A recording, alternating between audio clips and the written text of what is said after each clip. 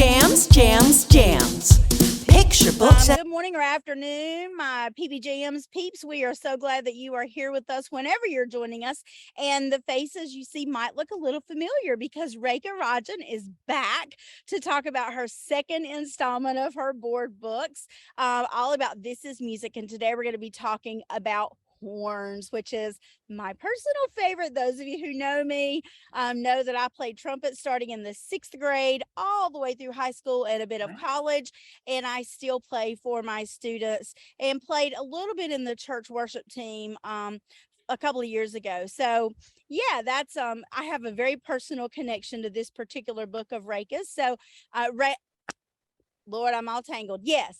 Thank you, Rekha, for being here. And thank you for having me, Tanya. It's always a thrill to just get to spend time with you.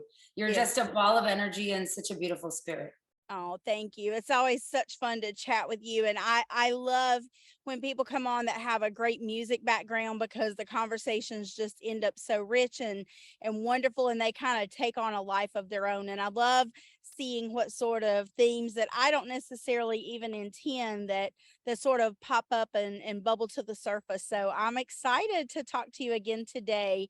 Tell us a little bit about horns and the background of that and how you came to write this one. And we know we talked drums last time that you were here, and we know there's a series of 4 altogether. So talk to us a little bit about horns and how that came to be. Thank you, Tanya. Beautiful introduction as always. So the fun part of this was it was pitched as a 4-book series. And when thinking about what we want to teach with musical instruments, is it a specific type of instruments? Are we teaching rhythm? Are we teaching pitches? Are we teaching about musical families? And the natural gravitation when you think about, Western classical music is how instruments are categorized in the orchestra, in band, and that's not necessarily the way we think about instruments across the world. Right. So it was very intentional when I worked with the publisher who was wonderful, and our lead editor, Cecily Kaiser, Gabby DeGennaro, and then Nicole Fox, who helped with the last book. But it was very intentional of what we would call each book. So it wasn't limiting, but it was also universal. And so the first one is drums, obviously, then there's horns. The third one is strings. And the fourth one is voice, which I actually wanted to call song, but song isn't an instrument family, right? So you think about how you talk about it. And my oldest, Jagan, who's, plays the ukulele and is a wonderful actor and artist, he said, why don't you have one about woodwinds? And I just said, maybe we could, but there's an overlap too in the way we think about instruments and their families across the world. So we were, and we were also not sure about which was going to be the first book.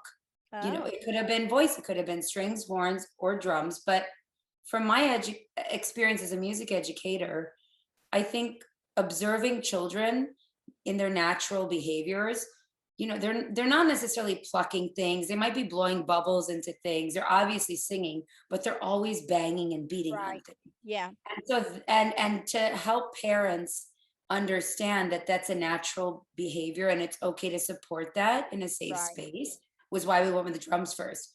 And then, of course, horns.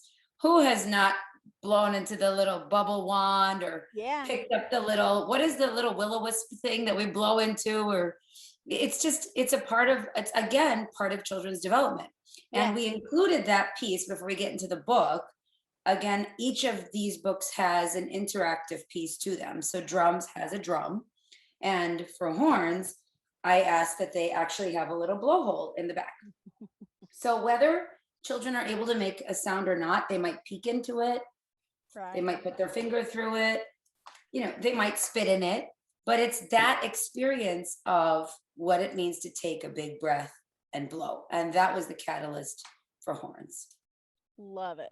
And I also really love one thing I noticed it in drums too, but I guess because I'm a horn player, it was more evident to me in this second one that it really is not limited to simply brass and woodwind instruments. Like it literally, like you talk about the car horns and you talk about the birthday noisemaker horns and things like that.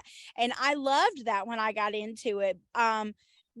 for a few reasons. Musically, of course, because it just opens everything again up wide for kids to play whatever.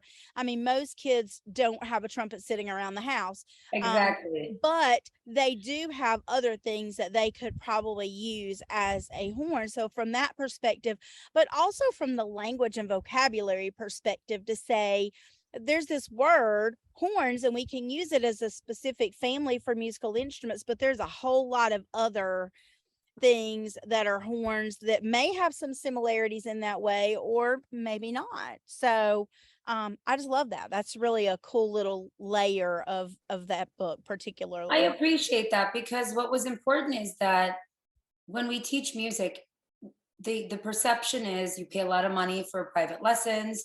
It's music education is just learning how to read music. You're renting an instrument. It's very rigid. It's very prescriptive, and there are pieces to that that's important. But Mhm. music is also all around us. Yeah. And if we look at young children, they are making music. They are spontaneous. They are singing. They are creating their own songs. They're creating their own rhythms. They're dancing. They're banging on things. They're blowing into things. They're plucking things. These are all the beginning of what music education should be. And I don't want families to think that you can't grow a musician in your family. This is my belief and kind of the language. I think you can grow a musician. We all are musically inclined. Some Yeah. of us are trained more. Some of us have educators who tell us you can't sing or you can't play this, and then that has a different perspective, which is something I've really spent 20 years trying to teach against, and educating those that work with young children, not to tell them you can't play this instrument, or drums are for boys or flutes are for girls, that sort of a thing. So the point of this series was, and again, all credit to the publisher in supporting my ideas, was it's in your home, it's in your playground, it's in your background. A paper towel roll is a horn. Yeah. There's a horn in your car. Right. We blow the party horns, Yeah. for everybody's celebration or birthdays or whatever event. And I think that's important for all of us to recognize that horns are around us in different forms. This, and you talked about this, and we can get to this, is what everybody thinks of when you think of a horn. You think of Yeah. a trumpet, right? But it's important for young children, again, going back to what's the root of music education, to understand rhythm, pitch, timbre, and really be able to, with oral skills, identify what an instrument is just Yeah. by listening to it. And if we don't give them the opportunity to hear these different sounds, how can we assume that anyone knows what's a horn or what's a drum? We have to teach that. You That's can right. play all of these instruments, but that's a teachable skill. And we cannot assume that a child would know what a violin sounds like versus a horn versus a drum. I mean, even in college, those are tests that we would have to take to get our masters or doctorates. Right. What's the composer? What are the instruments? We'll map out the orchestration. And those are teachable skills. But the natural skills are the exploratory pieces that are in this book. Yeah, absolutely. Yeah, so talk to me a little bit. So I was asking Rekha before we got on, if she is a horn player also, and so she was going to share her story about her trumpet and if she plays. So my background's opera and musical Right. theater. So the book most precious to me is voice, Right. because, and when we get to that, that's because that's an instrument I can't replace. That's right. And It's many people natural, don't you want, have it. Yeah. yeah, but also many people don't want to replace their instrument, right? Like you think of a Stradivarius with strings, or a very special drum or a special trumpet. But I love this instrument. It's broken. But during the pandemic, again, as many of us struggled with our social emotional piece, with ways we could connect with one another, just kind of reflect on what we wanted. I always wanted to play the trumpet because Oh, Louis Armstrong is yeah. one of my greatest inspirations. Yes.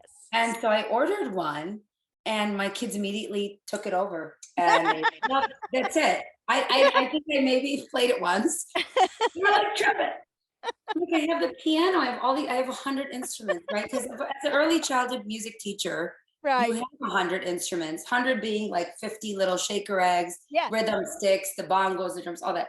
But exactly. they just, and I have videos and pictures of them, and they just took it and they played with it. And my oldest was putting the mute in, and they were Right. doing everything. And then I think, honestly, and it's really tragic for me, I love this. I will never give this away, only because of the fact that I bought it during the pandemic. Yeah. And it was that piece for me of, let me continue to grow as a musician, Yeah. right? Part of We that always think, self-care. Yeah. and a lesson for my kids too. We always think we know so much, but I can never claim to know everything about music. And I thought, this is an instrument I've always wanted to try. I think it got damaged in our move from California to Oh, Chicago. okay. And so it doesn't play, but it's there and it's beautiful. And Donnie, I know, tell me, what are the horns that you play? I really have only so I can make a sound with the trombone, but it's not a pretty sound. It is not lovely. I was Well, I was gifted a trombone by somebody who had been in the band just a couple of years ago. And so I always pull it out when I'm talking about the musical families. And so I always play my trumpet during that unit, and usually at Christmas time too. There's a few times when I pull it out because I think it's important for them to see us as a musician and not right. just as a teacher, right? And so I usually pull it out a few times, and so I pull out the trombone too, and they're impressed that I can make a sound. They don't care. They're kindergarten through second grade. They're in awe of me, and it's, that's fun, right? But That's it what I really, say too. I say, yeah, sing with them. They're never going to judge you and say you that's can't exact. sing, I right? just yeah, I just shared a post from Nancy Stewart, who I had on the show a few weeks ago, and that's Nancy's whole thing, is sing with our kids, right? And so I had just shared a post on Facebook that she had shared, and that's exactly what I said. Sing with your kids. They don't care. They don't know if you're a good singer. They don't Right. care if you're a good singer. It's a family building, a bonding experience. And thankfully I still have my dad with me. Lost my mom a couple of years ago, but one of my favorite memories from childhood is singing with my dad. And everywhere we went and everything we did, we were singing. If we were fishing, we were singing. If we were Oh my driving goodness. somewhere, we were singing. I was yesterday, we were here. So I'm outside on the farm. Yesterday we had some customers, and we were on the hayride together, and I told them, I said, you've really lucked out to get daddy as your driver today, because he was just up there just singing away. He doesn't care, like, whoever's around, he just sings. That is just who he is, and he can no more stop than he can stop breathing. It's just what he does. And I so, love that. I can't yeah, wait to meet your dad. That's my brother used to make fun of me. He's like, "Why do you sing everything?" And I said, "Why not?" yeah, I would sing everything, like, "We're going to dinner, we're yeah, going to the bathroom." yeah. Come with me. He's like, "But I mean, I'm 8, right?" He's like, Right, "Why are you singing everything?" I said, "I just hear music." because I can. Yeah, And, yeah. and because you should. Why don't you? Yeah, Yeah, my exactly. niece is like that. We always joke, she and I have that in common too. And we always joke about people that say, life is not really a musical. Like, oh no, it is when you live with some of us, because Oh, it is a musical. right? Like, we And you sing know who are every the time we lead go. characters and who are the supporting characters? Yeah, exactly. Yes, Who's the 100%. protagonist? Yeah. So I play So funny. trumpet. That's really the only instrument that I play well, and that would be debatable. I mean, I wouldn't even say well, but I can hold my own with the trumpet. I can play simple melodies, and I can make it sound fairly decent on trumpet. But that's pretty much it. I always thought, though, the French horn has such a lovely, just that Right? mellow, it's just such a beautiful sound. And if I took up another brass instrument, I would love to be able to play the French horn. Yeah, it's so interesting because my daughter plays the viola, and I never understood why she chose that instrument, Mm, right? And there's one of my professors at Columbia was a pioneer in understanding what's called the sex stereotyping of instruments, Hal Abelus. And his research from the 70s, 80s, 90s was all about, why do we associate certain instruments with certain genders? mm, And so I've always just said, to my kids, if you want to play an instrument, play one. But I'm interested too. My instrument was always my voice. I never gravitated towards the physical of holding an instrument. I love that my daughter plays viola, my son plays the ukulele, and he also, took over the trumpet.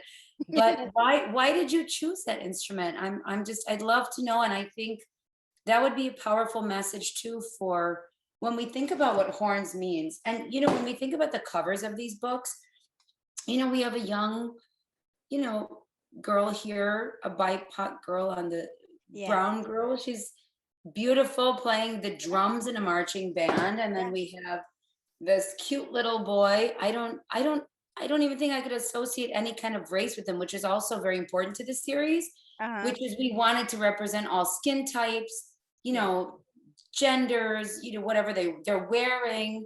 Girls don't have to wear heels and boys don't have to have pants, that sort of thing. But Yeah.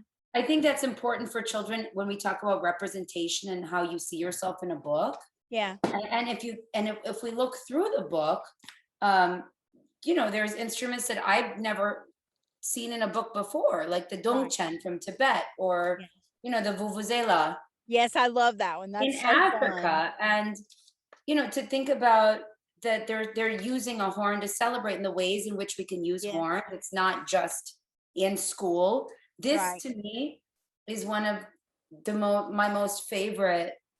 It's actually going to make me emotional. My most favorite spreads that I've ever written and seen, because the nadaswaram is an instrument that's typically played by men in South India. And we have this beautiful woman here playing this. And, she has the pottu, which is also called a bindi in North India, but the nadaswaram is a South Indian instrument. And it's a celebratory instrument that I've heard since I was born. At every function, every celebration, every event. And I've never seen that in a book. And to hope that one other child, I want one. They're probably very expensive. Yeah. But, the fact of me wanting one versus at least having children see that in a book and seeing a female playing that versus what's typically a male in our culture is so powerful. So with those choices and with what we've tried to do, I really, again, I asked you and then interrupted you, but please tell me why you chose the trumpet.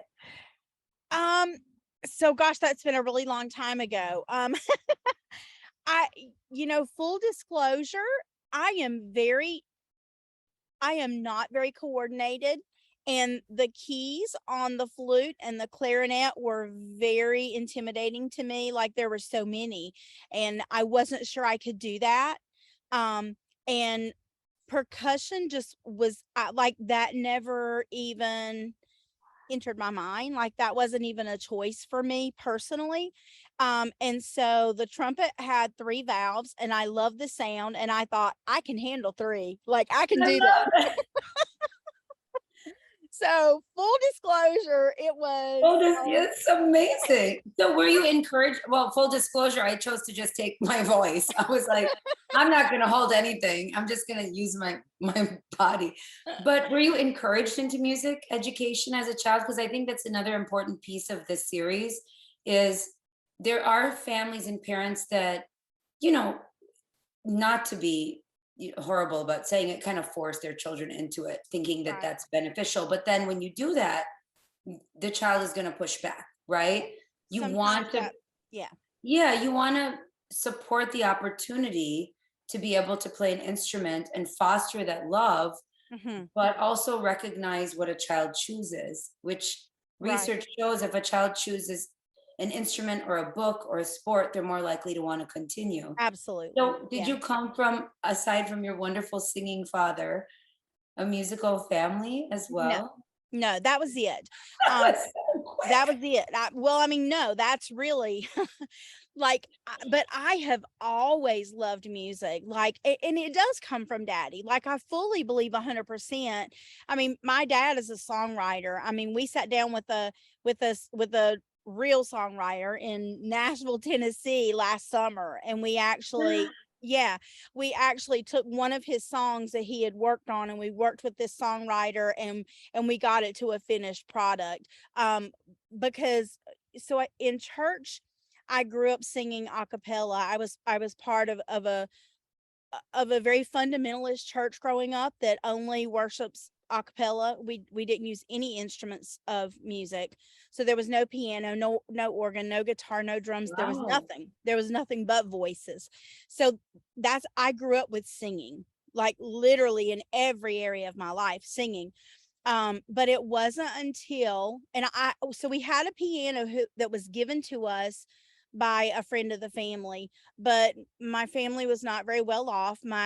There were 5 of us and only my dad worked. My mom stayed home. It was the 70s, and that was the thing that a lot of moms did at that point in time. So mama stayed home with us and daddy worked, and he was a blue collar worker. He cut meat. Don't call him a butcher though. He's not a butcher. He's a meat cutter. Thank you very much. But he literally worked in the meat department at the grocery store my whole entire life. And even now, one day a week he goes, and there's a little mom and pop store, and he works still one day a week at 79 years old cutting meat. So that's what he Sure, did. he's singing too. He always, yeah, absolutely. He sings in the meat department all the time and always has. Amazing. Yeah. And so I loved music, and we had the piano, and so I would sit down and I would pluck stuff out, but I had a very untrained ear. We had no money for lessons, and so I had a little teach yourself to play, and I didn't, not very well at all. Like I'm terrible pianist even now. Again, it's that uncoordinated thing. If it has more than 3 valves, I'm done for. Forget it. And so I didn't learn to play the piano, but it wasn't until I was in middle school and we had so 6th grade we had the option to join the band, and that was like allowing me to breathe. I mean, like it was just I don't know. It was the most amazing thing. Just just an incredible opportunity, and it was done in such a way that we could afford it. We could rent the instrument until we had it paid for, and so Right. we got one of the cheap little trumpets that you get in middle school band. And by the time I was in 7th grade, I was trying out for the county-wide band, and from then on Wow. everything, if it had band in it, I was in it. I mean, pep band, jazz band, all county band, marching band, concert band. Like that was my absolute salvation during high school. High school just can really suck, but um and band and drama were the things that got me through high school. Yeah, Okay, 100%. don't get me into drama. Then we're I gonna get know. into theater. Yeah, we can have a Okay, whole nother conversation. I'm gonna say something here because I love what you've said. And as a music educator for over 20 years, it in listening to your story, which is so powerful, one of the things I get most from parents of young children is what instrument should my child start first? Right? And we all hear that as music educators, what instrument? And we're always gravitating towards the piano. Um, and I don't necessarily agree with that Right. because, like you said, there's a way with coordination, there's a way with the kinesthetic experience, there's a way with the oral experience, there's a way with the visual experience that I wish for our field we could expand into.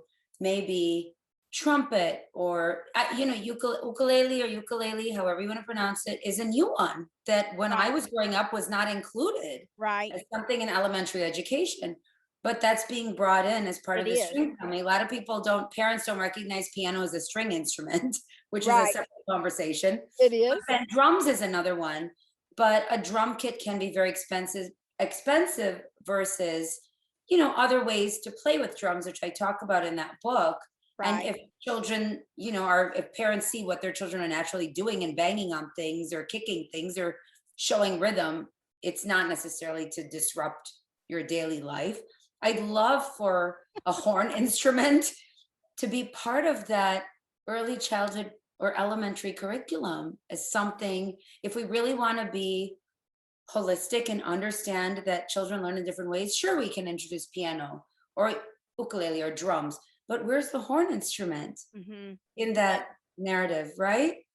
Yeah, and I know a lot of elementary school teachers do recorder, which Yes, would be a wind instrument. right. Yeah, That, and that's also very traditional, but again, to your piece of the fingering and the pathways of how you have to learn to move on that instrument, I'd love for something from horns to, and maybe this is the argument for that. And our personal narratives and our stories, yeah, you have to hear from those that have wanted to have this yeah, and then benefited from it to make that mhm, argument. But yeah, I don't know, there's probably many future trumpeters or French horn players out there that, bugles. What else can we yeah, champion here? yeah. Flugelhorns and mellophones. Paper towel rolls and conch shells. Yes, absolutely. Yes, all the horns, all the horns. Yeah. Yeah. It's always interesting. So for those of you who are not brass players, brass requires something a little bit extra and special. And so you actually have to be able to buzz your lips to play brass Yeah. instruments. And so, yeah, so you have that cup-shaped mouthpiece, and you actually put your lips on the inside, not the outside, and you have to actually buzz your lips. Kind of like I always teach my kids, it's like spitting a watermelon seed. You can tell I'm from the South when that's how I teach you to play the horn, but but it's like spitting a watermelon seed into the mouthpiece. Yeah, it's broken. You were getting ready for me to play. I just You think love you're this gonna instrument so much. I Oh, should have brought mine out. Maybe I'll do a demo video, I but was just being Vanna White and demonstrating. and here you have. You have to, yeah. I'm so sad it broke in the move. They didn't keep it in the case. They Oh, they moved before I could put it back in the case. So it's gotcha. okay. You know what? It's another testament to, like I tell my kids, I have all these instruments. You can't eat in my office, my music room. You can't bring Right, drinks and food in here. right. We have to respect it. Like I respect my voice as my instrument. You have to respect, because you can replace some of these, but you also can't, because they're Yeah, precious that's to right. us. Yeah, You the still one have that trumpet from when you I were? just started to say, so I actually, when I was in high school, I actually saved up my money, and there was another student that was moving on. I don't remember if he had gotten a nicer trumpet or if he had just given up trumpet altogether, but he had a silver Stradivarius. Yeah, a Bach. And so I had saved up my money, and that I bought it. And so that's the trumpet that I still have and still use. Yeah. I have Wow. one at school. I bought one for school just to have there so I didn't have to transport mine back and forth, and I would have it there if I needed it. But yeah, I love my trumpet, and no, it's never going anywhere. It'll be put in my will and passed down to somebody, a niece or a nephew. Yeah. Yeah, but it's always so funny to me though, that my students. So I when I take that and I talk about the instruments, I always give them a chance. I take my little sanitizing wipes, and I wipe the mouthpiece down, and so I give everybody a chance to play in every Wow. class. Yeah, and so, but it's so funny to me, the ones that like I mean, it's a whole nother level of ability, and like that whole buzzing your lips thing, like some people just don't get that. They can't, so they'll go, you'll have them all do it together, okay, everybody buzz your lips, and everybody can do Yeah, it. And then you put them in the mouthpiece and they go, they put their mouth all on the outside and they're like just I know. blowing It's and like drinking out of a water fountain, not on the yeah, outside, exactly. on the inside. Yeah, yeah. So, Oh, but that's yeah, I do find some, as we're practicing through, and I'll go, oh yeah, buddy, when you get to middle school, you tell them Mrs. Fletcher said you are a trumpet player naturally. oh, I You need to love get it. it. Yeah. So, and then, and then they all want trumpets for Christmas and birthdays, I mean, for real, like I've had parents like, okay, my kid's asking for a trumpet now. What do I do with this? Where do I get Oh, a that's trumpet? hilarious. Now you need a kickback for that. I know, right? I need to get some commission. Yes, you should. That's hilarious. They're like, why are my kids asking for a trumpet? Yeah, That's yeah. the best gift. I know. Yeah, Well, better yeah, than that's the gift something of that's being a going to be music broken in teacher. the basement that we're all going to step on and throw away. A trumpet Yeah, is a gift. It a is. trumpet is definitely a gift. And I've had kids that have gotten them too, like, I mean, that's what after they heard me play, they wanted one and they got one for Christmas or they got one for their birthday. So yeah, it's just, yeah, That is so that's the beautiful. power of being a teacher on any level, just teaching, whatever you teach and you value, you're teaching them to value as well. So those of us who, are teaching music, like, we have an amazing opportunity, but also an incredible responsibility to truly value music in front of them. Yeah, and I've, in my years of research as well as an academic and a professor, I've seen that the weight with which we give any subject at school Yeah. is what children and parents value. Hmm. So if we continue to diminish music or cut music programs, nobody believes in the value of it. But if we reinforce it, if we demonstrate it, Yeah. if we live it and show it, then music will be in everybody's lives, which is, it really is in so many ways.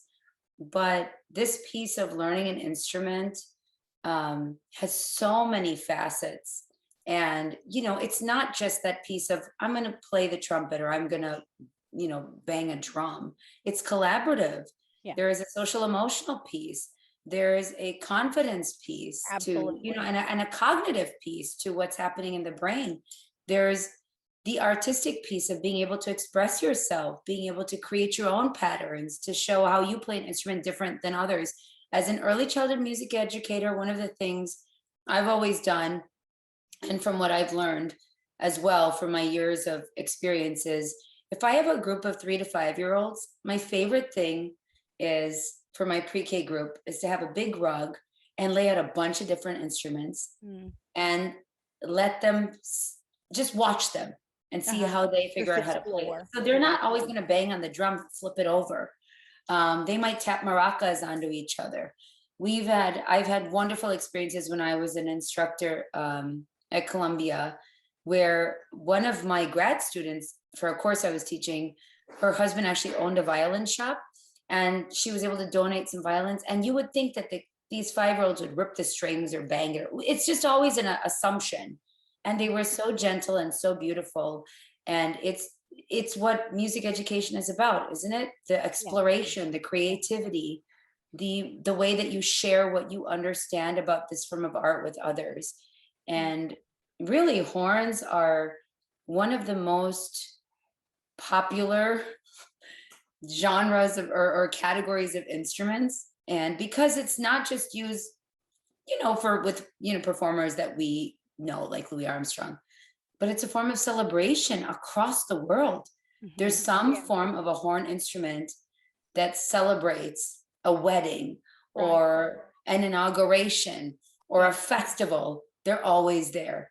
And Yeah, I we think that's mentioned what the makes, bugle before. And the shofar in Jewish culture, Yeah, there's absolutely they're celebratory, they're regal. I mean, yeah, when you talk about royalty in European countries, the fanfares and all of that, that all of that was done, mostly with horns, bugles. yeah.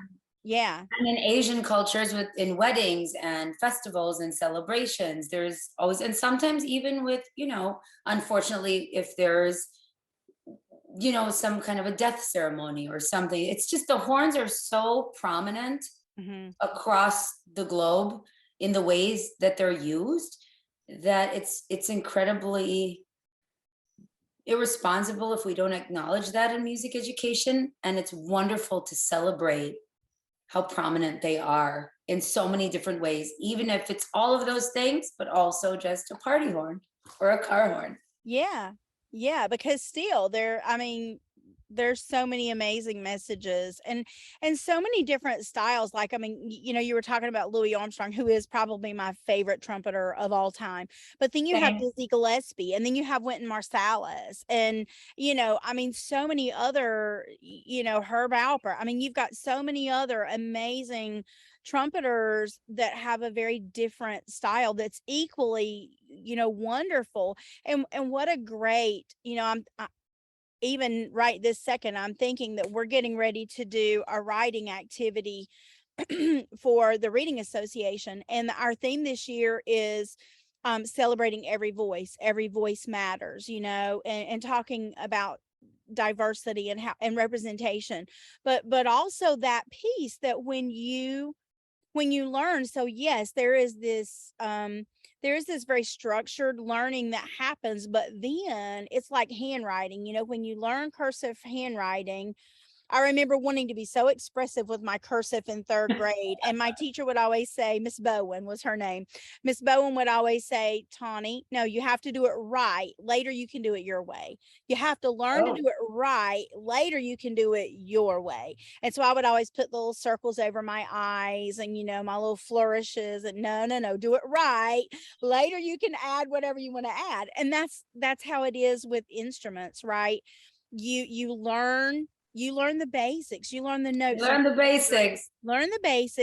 but then you develop your own little style that's all yours. It's like the circles over your eyes and your flourishes. And it's whether you're the Wynton Marsalis or the Louis Armstrong or the Dizzy Gillespie or the Tawny Fletcher of your instrument, you know?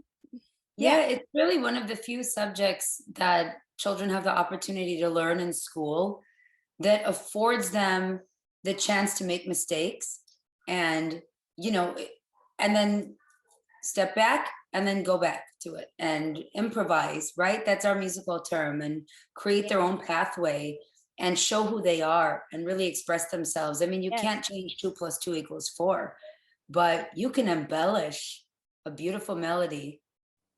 That's right. In any way you want. Yes, absolutely. Yeah. 100%. And I think, and the horns are just, again, of all the 4 books, if we think about, and me as an author, if I think about what instrument family is really all around us, it's really, I mean, think about it, the car horns, the party horns, the paper towel roll, if you want to blow into something, what kids are doing on the playground, kids are spitting on each other. It's a step, it's the babies doing raspberries. That's right. Start of all of that development. Yeah. Right. It's really the start of all of that. I'm gonna call my kiddos quickly to see if they can Yes, they're gonna demo. Yeah, we're gonna see if we can get this demo to work. Last time sometimes the lag in Zoom is just a little bit funky to do music, but we're gonna try to see if they can demonstrate a couple of horns. I'm gonna come do a quick party horn. All right, so this is Chip. All right. Hi. Say hi to Miss Tawny. Hi, Miss Tawny. Good to see you, buddy. There's a trumpet and ours is broken, but we're gonna see if you can do a party horn. So this is a party horn. Hey! One more time. Woohoo! Okay, also we have to show that it's a Jurassic World party horn. Oh. So horns are everywhere. That's right. That's right. Even with dinosaurs on them. Oh yeah, what dinosaurs play horns? I love it. Okay, you stand up and do your best with this. This is a tough one. Let's show the show. So this is actually a gift. Beautiful. My husband bought it from India when he went. Unfortunately, my father-in-law passed away. And it's from a very sacred place in India called Rameshwaram. And these conch shells, you know, you find them on the beach, right? And children, I'd love to teach children that this is actually an animal's home. Right. Animal lived there. And when we went to Florida for her birthday last year, we actually did not eat this animal, but we did try the animal. Some conch, yep. Have you ever tried it? I don't think so, but I've tried some other things that are, you know, similar. Yeah. It was interesting. So it's important to acknowledge that sometimes a horn can be an animal's home. Right. And this one makes such a beautiful sound. Try it a few times. And yes, go ahead. Very nice. Yeah.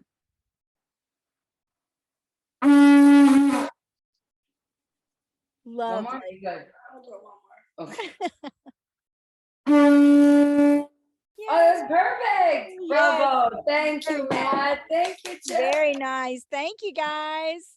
So yeah, I wanted this to be featured in the book, and it was before my husband went to India and my father-in-law passed, because my uncle and my aunt live in Miami. My uncle passed away years ago, but we would always go to Key West. Mhm. And this was always a gift that he would buy for us, right? Like the conch Right. shell. Yeah. And seeing that is just, again, recognizing how they're around us. You don't think that there's a horn at the beach. And those connections to our culture too and our families, that's kind of been the theme that's bubbled up today, I think, has, between your connections and that really beautiful connection to your culture and your people, to Daddy and the singing and laying that groundwork for a lifetime of music for me, even though there's no real musical talent in my family. Like Well, I think those are there the is. gifts. Well, I mean, yes, absolutely. But like nobody really plays an instrument, Right. like it's just part of our life. Yeah. But that's it, right? Like it's just part, and I shouldn't even say just, but it's part of our life. Yeah. And how we define what that means. I don't want people to think that, again, reiterating, you need to buy a very expensive instrument and spend thousands of dollars, excuse me, on, musical training. It's around us in so many different ways. And just to recognize your dad, singing spontaneously, or a toddler singing spontaneously, or a child picking up a shell, or, me buying a trumpet during the pandemic because I decided to learn a new instrument. So Yeah. it is around us, and horns are, they're just it's a beautiful sound. Yeah. We communicate with them, again, not just through the instruments. Look at the conch shell, the car horn. They're just, they're important in our lives. Yeah. I mean, you think about the military, I mean, like even way back in the day, Oh, like, right. reveille and Yes. taps originally, was day is done, gone the sun, like that was the good night. So you had reveille and you had taps, and that was the beginning and ending of the day, and it was signaled by bugles and Yeah, trumpets. by Yeah, bugles. Yeah. by horns. Yeah, they're Definitely. just very important in our lives. And if this book could bring any awareness to families or any joy, that's all that would just make me so happy. Well, I think it's definitely going to do that. I love it. Love all the layers, and love the vuvuzela. That is just very celebratory and not one that you hear about very often either. So I was really glad to see that one in there. So, man, we have gone around the world. Rekha and I tend to do this. we we love talking music. Can you tell? But before I let you go, Rekha, tell us, when are the next two coming? Do we have dates for the next two? Next year. So I wish that it could have been faster and all four came at the same time as a beautiful box set. But with publishing, the next two strings, I think is spring of 2023, and voice. And that one will have a string to pluck. And I would love if any of your viewers can guess which is the instrument that has only one string that we included in the book. Nice. Because it is a very rare instrument, and most stringed instruments have multiple strings. So the one that we chose has just one string for children to pluck. And then voice comes in fall of 2023. And because of my years of vocal training, of having to stand up and back straight and lift your lungs and lift up your everything and posture, and I wanted a mirror because I just wanted kids to be able to see themselves. Love that. Yeah. But so I'd love to see what your viewers think about that single stringed instrument. Cool. And happy to do a giveaway with horns.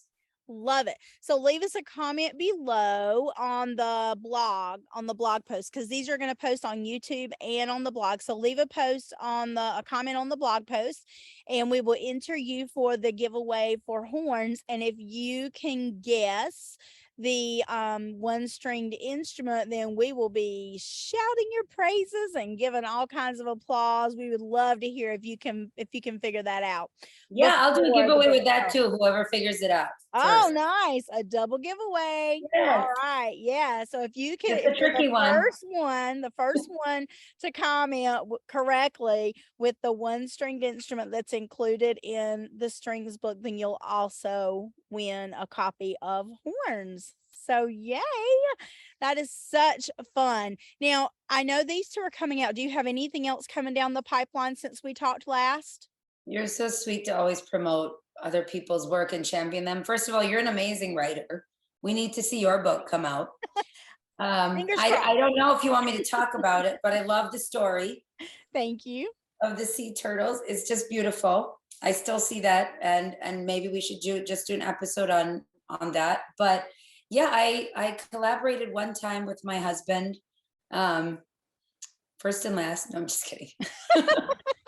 He does Alzheimer's research and I do early childhood research, and I thought we're never going to work together, but we had a wonderful opportunity to collect MRI data, so brain research and brain data on how reading aloud at a young age actually impacts your brain and changes the shape of your brain. And that book has already received a starred review from Booklist, which is with the American Library Association, and is coming out in, I think, 15 days. Oh, And it's wow. called The Read Aloud Factor. It's a parenting book. It, talks about the different strategies for reading aloud. I've included the ways to use technology, music, art, a STEM approach. And so that's very exciting. And then fall of next year, I have a picture book coming out, Can You Dance Like a Peacock? Woo! Which talks all about how animals and insects actually move Yes, they do. in nature to communicate. And there's dance breaks in the book to get kiddos up and dancing. I mean, the peacock, of course, dances to mate, but the dung beetle dances to protect its food, which is a crunchy ball of poop. Right? And dolphins dance. Kids are gonna love that piece. Yeah. Yes, and dolphins dance to exercise. So I'm very excited about that one as well. And I have a series with Scholastic coming out next year as well, called Disaster Squad. It's a chapter book series, and it's about a family and their German Shepherd that travels around the country to help communities during natural disasters. And the first book is about wildfires in California. And the second one that I just finished is hurricanes in Texas. So very timely and also very tough to write, because when you do that research and sad stories, you see the devastation that's happening, and you have to find a way to pare that down for a first or second grader to understand, it's also very emotional to read about. But so those are multiple projects and other ones coming through the Lots of pipeline. good stuff coming from Rekha. So you guys keep your eyes peeled, because there is more fun to come, and I hope that we'll be able to have you back, Rekha, to talk about strings and voice when those come out. So keep me in the loop, because I can't wait to see who figures out the one stringed instrument. I know it's gonna be so fun. Awesome.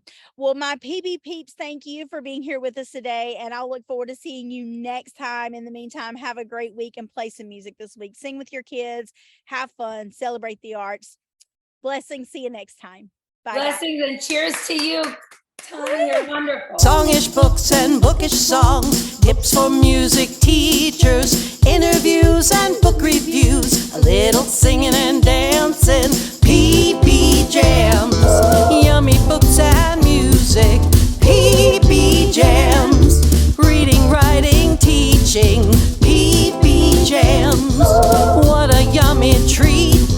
Jamming PBs all the time. PBJamz, jams, picture books and jams.